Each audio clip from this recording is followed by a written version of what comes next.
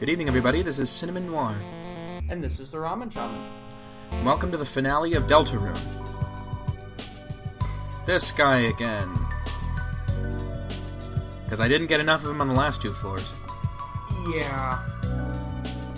So I'm going to sell my weapons here, since I'm not fighting. There's no point in keeping my weapons.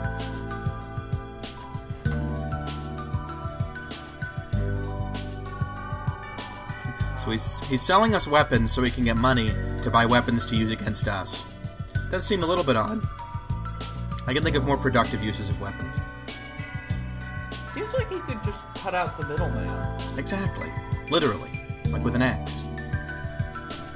Or even if his current weapons were somehow not ideal, yeah, he could just trade them directly. That's right. And certainly not sell them to people who want to kick his ass. Mm-hmm. Anyway, I buy some healing items, and also just some stuff to enhance the rest of the team. Because even though this game has been incredibly easy so far, I'm not going to think that the final battle will be as easy as the rest. Mm-hmm. We ought to have at least some defensive items for everybody. So I bought a couple of amber cards. It is surprising how a lot of items in this game are not superior to stuff you'll find earlier in the game. You don't get a lot of benefit out of swapping out defense items in this game. So yeah, Lancer keeps a bicycle in his bed, which is a little unusual.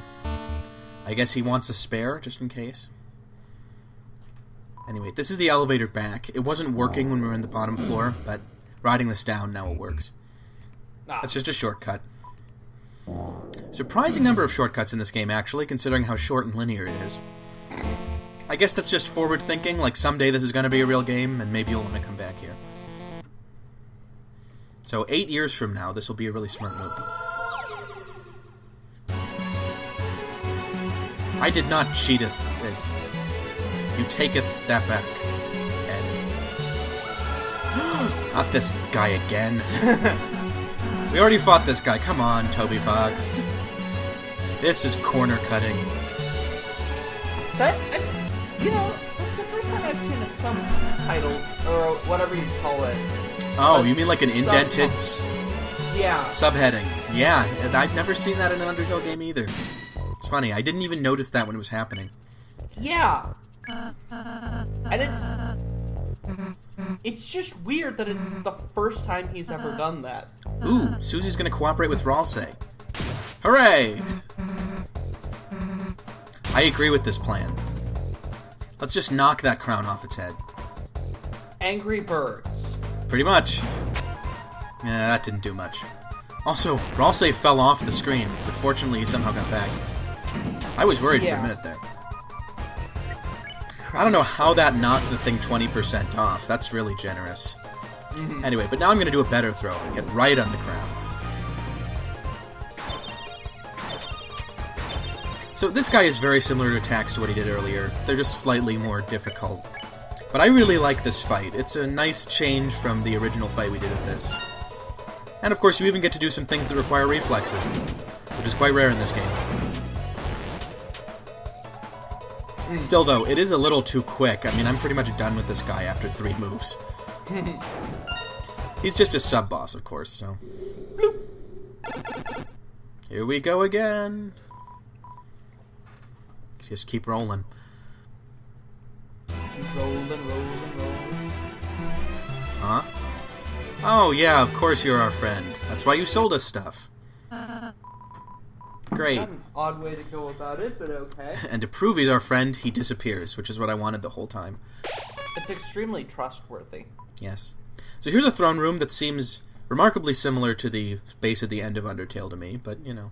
Yeah, it did seem also like it had been absolutely trashed. Maybe the king was mad. And when you think about it, I mean, what did he want his son to do, and then his son definitely did not do. So yeah, I think he's mad. Not exactly. Oh wait, he didn't know. My mistake, I was wrong. Oh, Lancer. You're entirely too trusting.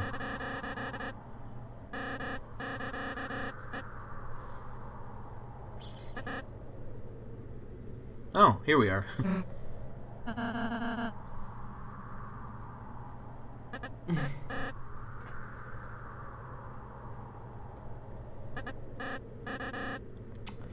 doesn't seem like the best parent.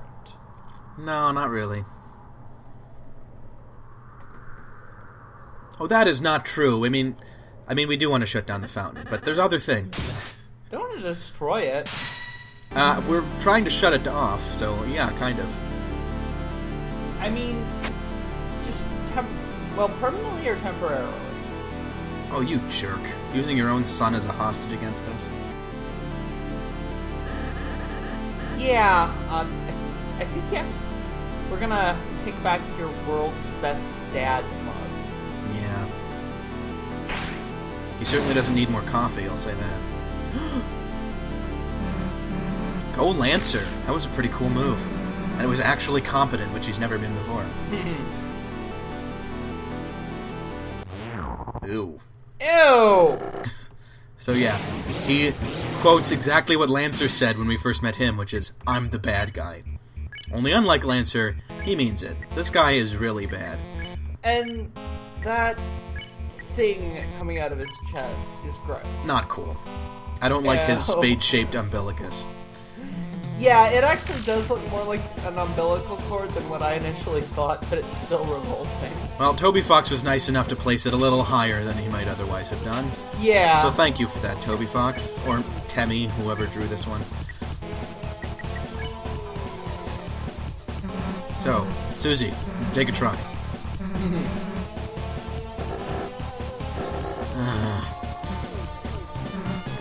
Nope, that didn't work, and so as a result, Susie's not willing to talk anymore. Now, the move that was talk has become a powerful attack move. Ooh. Which may be a hint to you that you should just start attacking, because this guy can't be reasoned with. Oh yeah, that move is really cool, where he starts moving the box around instead of trying to shoot projectiles at you. I thought that was pretty clever. So I figure we've got a new move, maybe we should try it, eventually. Eventually. I'm gonna keep trying to reason with him, so let's give Ralsei a chance. As usual, Ralsei did not even come close.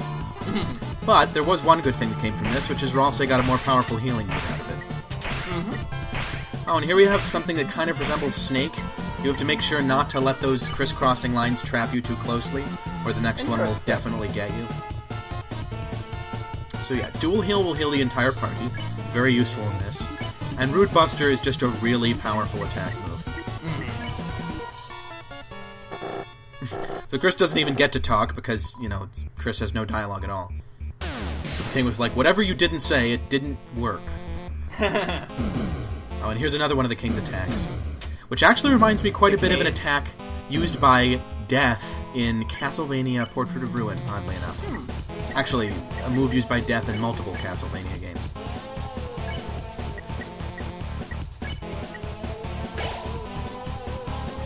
So, I raised our defense, because, if we can't kill this guy, we can at least hang on for a while. And, maybe if we wait around long enough, something good will happen. That's always a really good strategy. Like his kid coming back? I don't know, that could happen. Does it seem like something Lancer would do? I don't know. He does run away an awful lot. So this is an interesting... Oh, sorry, go ahead. Yeah, it is. This is an interesting elaboration on the earlier move. It's the same with the cage, except instead of you moving around within it, you have to move to keep up with it.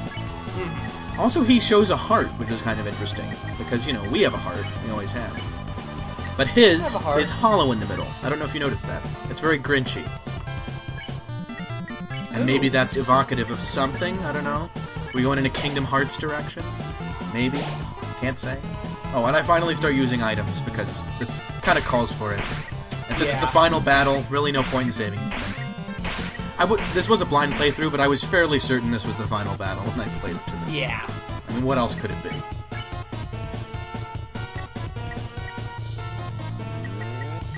And I'm not a fan of what TV Tropes calls cherry tapping, which is when you use tiny baby attacks against the boss because you're still trying to save stuff up. I'm not sure that's exactly what it is, but... Okay, maybe I'm getting it wrong. Maybe. The point is, whatever it is, it's something I don't do. So, I think that may be all the attacks he has. Oh, jeez, Ralsei's really getting beaten up here. Yeah. So my strategy is not working. My strategy of just screwing around until something happens.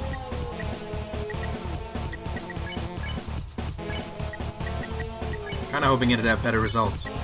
But right now I just have to heal. Keep things going. Ralsei really has no attack power, so there's no sense in having Ralsei attack.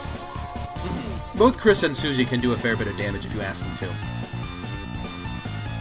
I've never really attacked that much with Chris in this whole thing, even in places where I was supposed to attack. I've always pretty much left it up to Susie. Yeah. Which is not a bad idea.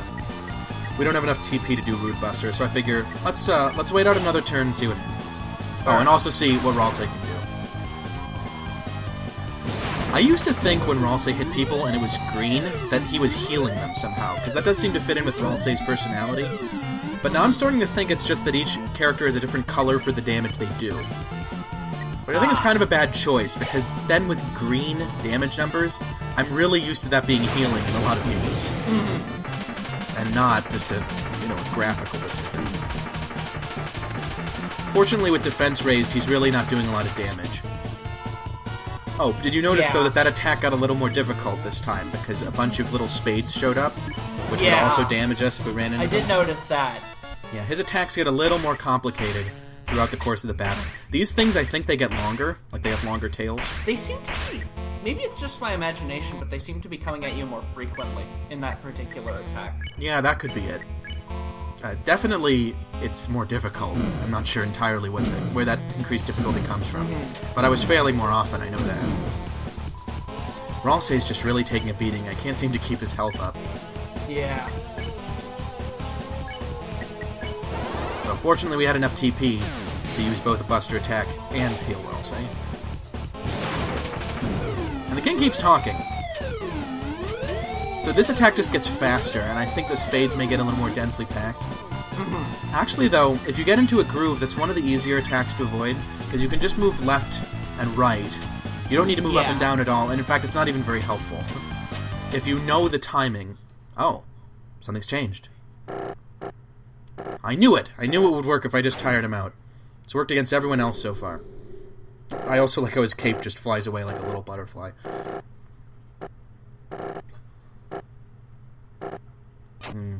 Those were the days.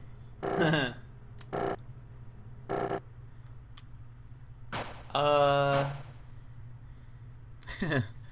on, Susie. He's clearly defeated. Let's just give him a big ol' hug. I mean, I don't want to, but I will. Yes. Friends, that was a good show. Oh shoot, he's dying. Maybe we went a little too far. Something's gonna happen. Oh, go Ralsei. Good for Ralsei. Bad for Ralsei. Stupid decision. Aww. Friendship moment. Not that it means anything. Ooh. Wow. Maybe while he's busy beating us up, the other two can escape. I mean, that would be a bittersweet ending. But it's something. And it's pretty much all we can hope for now. Oh, don't mock me, dude. Don't patronize me. Yep. Oh. Duh. Oh. No? I'm not gonna kill you. I'm just gonna bash your brains. Oh. Here's Susie. Oh. You were right. Lancer came back. With literally everybody. The power of friendship. So I like this. This is a little different from the way Undertale ended. And I think it's for the best. Yeah. It shows you that what you did actually meant something. Unlike what Susie said at the beginning. It is the world's, cutest, nicest coup d'etat. Yeah. Right. But it worked, and that's the important thing. And so now Ralsei actually has to undergo a little bit of, maturity. So Susie and Ralsei meet, somewhere in the middle. Which is not where we are, because we have, no personality at all. But I'd like to say we're in the middle, but we're not. I mean, that's just not the way characters... It's not the way protagonists work in Undertale. Yeah, Deltarune. we're kind of just blank. So this is the end. This is where the fountain is, and when we shut it off, we can go home. At least that's what everyone said. I mean, I shouldn't say everyone. That's what Ralsei said. But Ralsei's been right about most things, so he's probably right about this. So, we shouldn't just go. We should say goodbye to Lancer. You may have also noticed that Susie's sprite has changed. She put back her hair lock so you can actually see her whole face. Which makes her look a little like Undyne, honestly. I'm not too fond of it. I think she looked better before. Anyway, so all the characters are lined up here. You can talk to any of them. But I'm not going to, because we're just going to talk to Lancer, because he's the best character. So, Lancer never found out our name at all. We just realized this.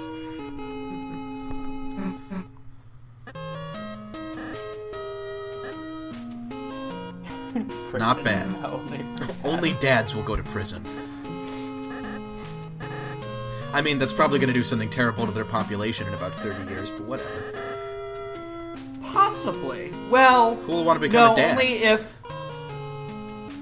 He said that only fathers could be imprisoned. He didn't say that all fathers would be imprisoned. I see.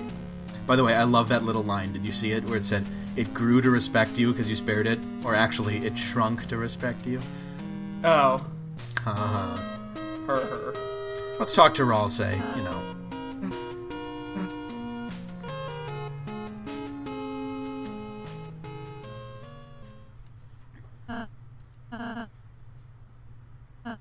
Oh, what's happening? Yeah, don't talk into your hat. What the... Baby Toriel? What is this? Really? God, characters have the weirdest real faces in this game. Lancer, Ralsei, not Susie, but man. I like how Ralsei's head without the hat appears to be bigger than the entire head with the hat was before. Also, no sign of those horns when Ralsei was wearing the hat. Though, considering Ralsei's powers being related to Toriel actually makes perfect sense. There's something magical about goat people. I don't know what it is. By the way, did you realize that Ralsei is an anagram of Asriel? God damn it. I didn't realize that until literally 5 seconds ago, and now I hate myself for it. Yep. Yeah, me too. Everything is related. This is a Toby Fox game. There's nothing original. Anyway, so now our heart starts glowing. And leaves our body. Don't know why. Heart! Alima? No, not that. This is more like Captain Planet. Yeah, true. In fact, it's a lot like Captain Planet. No, I'm kidding. It's not that bad. By their powers combined, Captain Planet was a little bit preachy. Understatement of the year. Yeah. Oh, wow. So we were just fooling around in this classroom the whole time with the lights off. What? This is kind of like that section with the Mani Mani statue in Earthbound. I kind of agree with her first statement. Just what? What? I like... Toby Fox does this sometimes where he'll have people say what and it's just a period. It's not a question. It's just what. So, this is why we had all this stuff. There was a chessboard in there. The forest was this carpet. And, you know, there were the chess pawns. There were the card suit people. It was all just this classroom full of toys. So, welcome to the denouement, or what you might call the post-demo of Deltarune. Oddly enough, it's really long and loaded with content, so we are only going to hit the greatest hits here. This looks a lot like the room where you meet Sans. At the end. Yeah, I know what you mean. Mm-hmm. The checkerboard pattern is what's most like it. Mm-hmm. But also the light coming through the windows. I see what you're talking about. They were stained glass windows, of course, in that There's game. no way that isn't deliberate. Yeah, I agree. It's got to be. I didn't think about it until just now, but you're definitely right. So, let's go see where our mom works. Ms. Toriel. So, yeah, definitely Toriel. Not an XP of Toriel. This is literally Toriel. Which, fair enough. Yeah, I guess. So, yeah, her desktop wallpaper is Chris and Chris's brother 8 years ago in Halloween. Which puts, I would say, a lower limit on Chris's age. Like, I think Chris would have to be at least 13, right? Because if it's 8 years ago, I mean, who goes to Halloween before they're 5? It'd be a little weird. I guess there are people who dress their babies in, like, pumpkin costumes and things like that. True. But that's just cruel. Because, one, someday there's going to be baby pictures of that, and they just won't want to see that. And two, you shouldn't dress kids up if they're not going to go trick-or-treating. It's just wrong. Yeah. That does seem weird. These are some serious philosophical debates we have. Honestly, the thing about baby pics is everyone was an infant at some point, and no one was a dignified infant. No one is free of the curse of baby pics. Well, or just the reality that they were themselves an infant at one point, and, you know, maybe you were a more well-behaved child, but no one was a more well-behaved or dignified infant. Yep. So anyway, here we have Mordecai from a regular show behind the desk here. There's Temmie and Mr. Snake, I forget his name, and a really creepy bird person who doesn't let us go upstairs because this is a complicated endgame, but it's not that complicated. My guess is, in the real game, this is just going to be the hub, and the reason there's so much stuff here is because you're going to interact with it at various points. Yeah. The way it's setting it up is like kind of a Silent Hill 4 scenario, where like every day you wake up, something happens, you go into another world, and things happen. Undyne as a cop? That's right, Undyne's a cop in this one. Not too different from what she was in Undertale, actually. Oh, yeah, there's a church in this place, which has a chorus that apparently you sing in. And you can get grape juice, because this game is for children. Or non-Catholics, I don't know. Why is Toby Fox so anti-Catholic? These are mysteries we'll never know.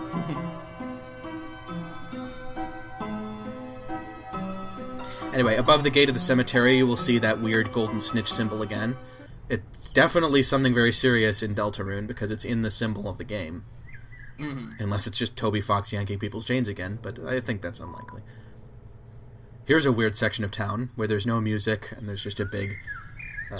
what would you call that? Like a bomb shelter? In the middle of the ground? Wait, here's the town hall, with that bear guy who was in Snowden Town in the first game, and a really creepy hand lady who has visible fingernails.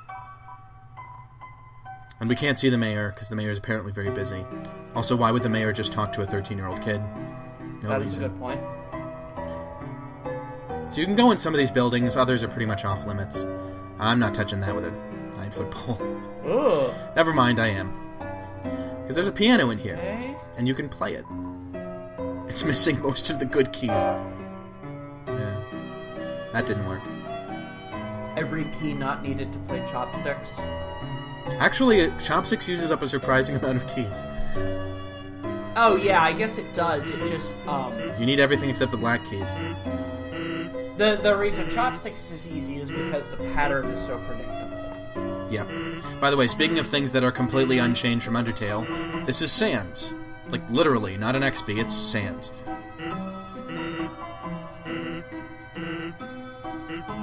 Yeah, sure, we'll come over. You know, speaking of Sans and Papyrus, Yeah. I'm also hoping I didn't already say this on the In our record. Undertale Let's Play? No, in previous episodes. I knew that Sans and Pyrus were named after fonts. Yeah. It took me a depressingly long time to realize that those were the fonts they were speaking in. Yeah. It's a little easier with Papyrus. Papyrus is a very notably strange font. Yeah. Whereas Comic Sans, I mean, you know, people use Comic Sans for lots of things. Crappy filmmakers even use it for the film credits. I've actually started looking at other like more serious sans fonts. Yeah, right. Sans serif. Sans serif, I think Gil Sans. No. Sans is short for sans serif. It means they don't Yeah, have the I know. little flourishes in the end. That's all I know. Okay. There's not a font called sans serif. Okay. But yeah, they actually are kind of pleasant. It's just... Oh, yeah. Well, Comic Sans, it's the comic part that makes it unprofessional. There's nothing unprofessional about a sans serif font. I mean, Times New Roman is a serif font, but there's plenty of well-known fonts that aren't. Most of the internet fonts are sans serif. You know, like Garamond or Fodoma or whatever. I can't remember any of them.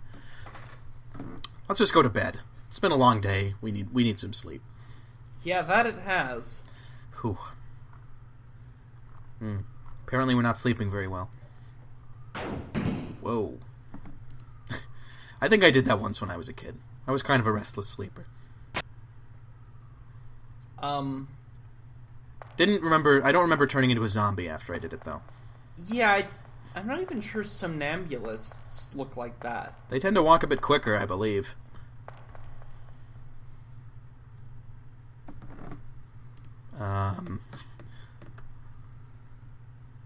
What? Kali Ma! The fuck? Wow. So, Thanks, Undertale. I don't remember doing that either. Deltarune, Greg. Deltarune. This is completely different. So yeah, we just locked our heart up in a cage.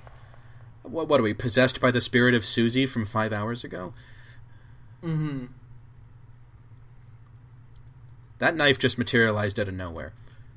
Hello. What is this, Macbeth? What are we, like... So yeah. This is like the world's biggest cliffhanger, and I think it's deliberately so. Yep. No idea what's going to happen. That didn't lead anywhere. It was a twist that had no setup. So we'll just have to wait 15 years for Deltarune to come out.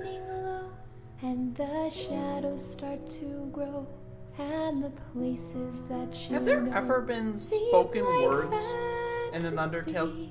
Not to my knowledge. Yeah, I didn't think so. Like, even the music in Undertale was lyricless. Right. Right? Yes, definitely. So, that's a first. Undertale is turning into Final Fantasy. That's clearly what's happening. I'm with you in the dark. Except Final Fantasy games come out a bit more often. True. I don't think there'll ever be an Undertale 13. Who knows, though? Prove me wrong, Toby Fox. Just, for the love of God, no Undertale 13 too, please. Anyway, on that note, thanks for watching, everybody. Hope you've enjoyed this Let's Play, and we will see you next time. Goodbye, everybody.